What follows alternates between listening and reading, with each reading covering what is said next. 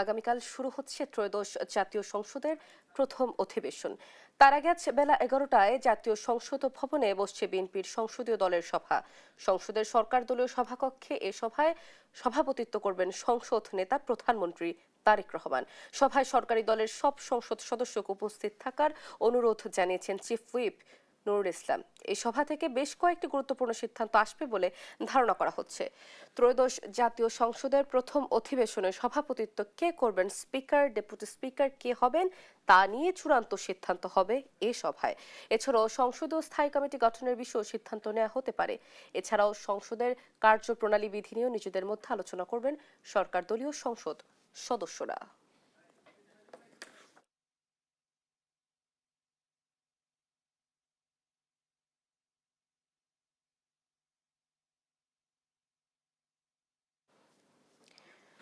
আজ জাতীয় সংসদ ভবনে বসছে বিএনপির সংসদীয় দল। সেখানে রয়েছেন সহকর্মী নূপুর মাহমুদ, সরাসরি যোগ দিচ্ছেন তিনি। আর নূপুর, নিশ্চয়ই শুনতে পাচ্ছেন সরকার দলীয় সংসদ সদস্যদের সভা কখন শুরু হবে এবং কি কি বিষয় আলোচনা হবে সেখানে জানাবেন।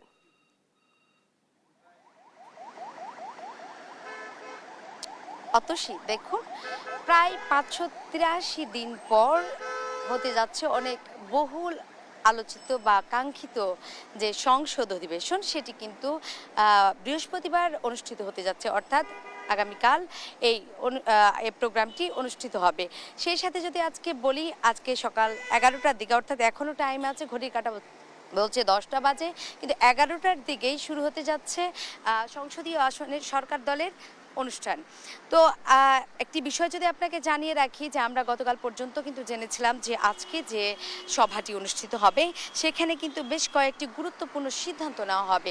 আপনি দেখতে পাচ্ছেন ক্যামেরা লেন্সের মাধ্যমে যে এখন কিন্তু সংসদ যে সকল সদস্যরা আছে তারা কিন্তু গাড়ি করে সংসদের ভিতরে ঢুকছে। আমি এই মুহূর্তে যেহেতু সংসদের সামনে আছি, সেহেতু আমাদের ক্যামেরার মাধ্যমে আপনাকে দেখানোর চেষ্টা করছি যে গাড়িগুলো যাচ্ছে, এগুলো কিন্তু নতুন সংসদ সদস্যদের।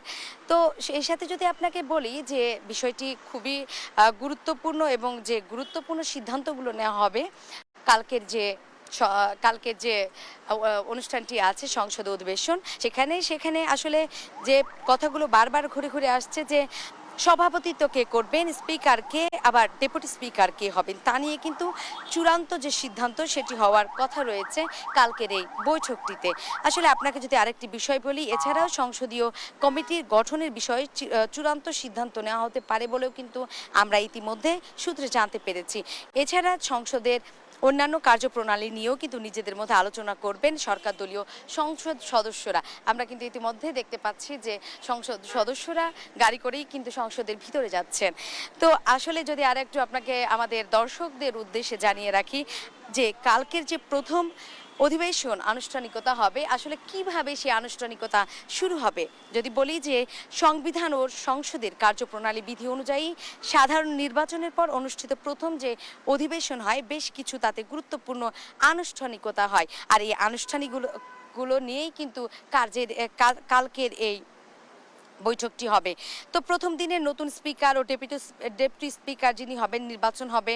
তারপরে পাশাপাশি 5 সদস্যের যে সভাপতি মণ্ডলীর সদস্য মনোনয়ন বা শোক প্রস্তাব উত্থাপন এবং অন্তর্বর্তী সরকারের সময় জারি করা অধ্যাদেশগুলো সংসদে উপস্থাপন করা হবে। প্রথম অধিবেশনে রাষ্ট্রপতির ভাষণও গুরুত্বপূর্ণ একটি অংশ হিসাবে থাকবে। কিন্তু রাষ্ট্রপতির ভাষণের পরে সংসদে ধন্যবাদ প্রস্তাব আনা হয় এবং তা নিয়ে দীর্ঘ আলোচনা চলে। সেখানে সরকারি ও বিরোধী দলের সদস্যরা অংশ নেন। স্পিকার ও ডেপুটি স্পিকার নির্বাচনের যে নিয়ম আছে সেটি যদি আপনাকে বলি, প্রথম অধিবেশনের শুরুতে স্পিকার নির্বাচন করা হবে। কোনো সংসদ সদস্য অন্য একজন সদস্যকে স্পিকার হিসেবে প্রস্তাব করতে পারেন এবং আরেকজন সদস্য সে প্রস্তাব সমর্থন করেন। ভোটের মাধ্যমে স্পিকার নির্বাচিত হন। সাধারণত সংসদের সংখ্যাগরিষ্ঠ দল ও তাদের প্রার্থীকে স্পিকার হিসেবে নির্বাচিত করতে সক্ষম হয়।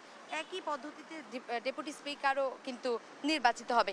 আসলে অতসী, এই যে টোটাল যে বিষয়টা আপনাকে আমি জানালাম, আসলে এই বিষয়টি কিন্তু আজকে যে সরকার দলের যে বৈঠকটা হচ্ছে, আসলে এটি বৈঠক শেষে আমরা কিন্তু জানতে পারবো আরও কি কি বিষয়ে চূড়ান্ত সিদ্ধান্ত হচ্ছে। আসলে সেটি দেখার অপেক্ষায় এখনও আমরা, যেহেতু 11টা বাজতে এখনও অনেকটাই দেরি আছে, তো আসলে আমাকে এই জন্য আরও কিছুক্ষণ অপেক্ষা করতে হবে। বৈঠক শেষ হলে কিন্তু আমরা জানতে পারবো। তো এই ছিল আমার কাছে সংসদ ভবনের সামনে থেকে সর্বশেষ পরিস্থিতি। পরবর্তীতে আপনার সাথে যুক্ত হয়ে আবারও জানাতে পারবো। ফিরে যাচ্ছি এখন আপনার কাছে স্টুডিওতে।